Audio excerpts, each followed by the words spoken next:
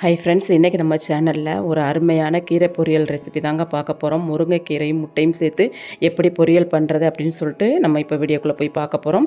முருங்கைக்கீரை முட்டை பொரியல் பண்ணுறதுக்கு ஒரு கடாய் அடுப்பில் வச்சு நல்லா சூடானதும் 2 டீஸ்பூன் அளவுக்கு எண்ணெய் சேர்த்துக்குவோம். எண்ணெய் நல்லா சூடானதும் 1/2 டீஸ்பூன் ஜீரகம், 4 வரமிளகாய் கிள்ளி சேர்த்துக்குவோம். கூடவே ஒரு கைப்பிடி சின்ன வெங்காயம் 2ஆக நறுக்கியது, அது கூட 4-5 பூண்டு பல் 2ஆக நறுக்கியது சேர்த்து நம்ம சேர்த்துக்கிட்ட இந்த சின்ன வெங்காயமும் பூண்டு பல்லும் நல்லா வதங்கி கண்ணாடி பதம் வரணும், அது வரைக்கும் வதக்கிக்குவோம். சின்ன வெங்காயமும் பூண்டும் நல்லா எண்ணெயில் வதங்கி கண்ணாடி பதம் வந்துருச்சு பாருங்கள். இந்த அளவுக்கு வதங்கினால் போதும். இப்போ நம்ம ஏற்கனவே க்ளீன் பண்ணி வச்சுருக்க முருங்கைக்கீரையை சேர்த்துக்குவோம். முருங்கைக்கீரைகளை சேர்த்து ஒரு 30 செகண்ட்ஸ் மட்டும் மூடி போட்டு வேக விடுவோம். 30 செகண்ட் ஆயிடுச்சு. ஓப்பன் பண்ணி இப்போ இதை நல்லா கலந்து விட்டுருவோம். கீரை வதக்கும் போது எப்போவுமே உப்பு முதல்ல சேர்த்துடக்கூடாது. கீரை நல்லா வதங்கி பின்னாடி தான் உப்பு சேர்க்கணும். முருங்கைக்கீரை ஒரு 2 நிமிஷம் நல்லா வதக்கிடுவோம். நம்ம வதக்க கீரையினுடைய அளவு குறைஞ்சிட்டே வரும். முருங்கைக்கீரையில் பார்த்திங்கன்னா நல்ல இரும்புச்சத்து இருக்குது.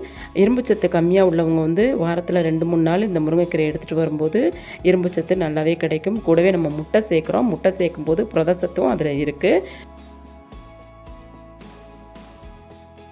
கீரை சேர்த்து 1 to 2 நிமிஷம் நல்லா வதக்கி கொடுத்துட்டு இப்போ இதை மூடி போட்டு ஒரு நிமிஷத்துக்கு நல்லா வேக விட்டுருவோம். 1 நிமிஷம் ஆயிடுச்சு. ஓப்பன் பண்ணி பார்ப்போம். பாருங்கள், கீரை ஓரளவுக்கு நல்லாவே வெந்துடுச்சு. இந்த நேரத்தில் இந்த முருங்கைக்கீரைக்கு தேவையான உப்பு நம்ம சேர்த்துக்குவோம். உப்பு சேர்த்து கீரையை நல்லா வதக்கிக்குவோம். உப்பு சேர்த்து கீரையை நல்லா வதக்கிட்டு இப்போ நம்ம கீரை இந்த மாதிரி ஒதுக்கி கொடுத்துட்டு நடுவில் நம்ம முட்டை சேர்க்க போகிறோம். நான் 2 முட்டை சேர்த்துக்கிறேங்க. நான் எடுத்துக்கிட்ட கீரைக்கு 2 முட்டை கரெக்டாக இருக்கும். இப்போ இந்த முட்டை கூட 1/2 டீஸ்பூன் மிளகாத்தூள், கூடவே 1/4 டீஸ்பூன் குறுமிளகுத்தூள் இதெல்லாம் சேர்த்து கீரையை நல்லா முட்டையினுடைய பச்சை வாடை போயிட்டு கீரையினுடைய மனம் வரணும், அது வரைக்கும் நம்ம வதக்கிக்கலாம். பாருங்கள், இப்போ நமக்கு அருமையான டேஸ்டியான முருங்கைக்கீரை பொரியல் ரெடி ஆகிடுச்சு. நான் பண்ணியிருக்க இந்த முருங்கைக்கீரை முட்டை பொரியல் உங்களுக்கு பிடிச்சிருக்கு அப்படின்னா இந்த வீடியோக்கு ஒரு லைக் கொடுங்க. மீண்டும் இதுபோல் நல்லதொரு வீடியோவில் சந்திப்போம். நன்றி, வணக்கம்.